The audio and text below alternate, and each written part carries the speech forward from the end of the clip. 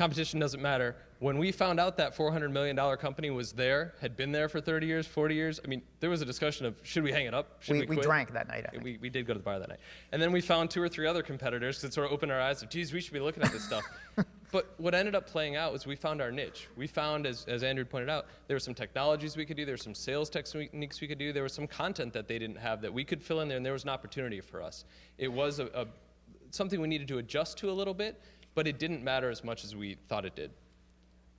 The corollary, the flip side of that, competition matters. So it does make a difference in some ways what the competition is and what they're doing. I've seen it sort of both sides, where if no one else is doing what you think is the greatest idea in the world, there might be a reason no one else is doing that. Maybe a lot of other people have thought about it, maybe people have looked into it, maybe people have tried to do it, and they realized there's nothing here, there's no market here. So that sometimes can be what it means when there is no competition as opposed to being competition. Competition, Andrew and I had an idea we were working on about a year ago that we thought was pretty cool, and the weekend that we were about to dive in pretty deep, I think. We'd done a lot of background research, a lot of thinking about the concept, and Groupon basically launched a competitor to it. And we sort of sat there and said, this company's got a lot of momentum, a lot of money in the bank. They've got their problems too, but I don't think we want to go head-to-head with Groupon on a startup out of an apartment in Ann Arbor, Michigan. So it matters and it doesn't matter. Competition, you just got to take it both ways. Market size.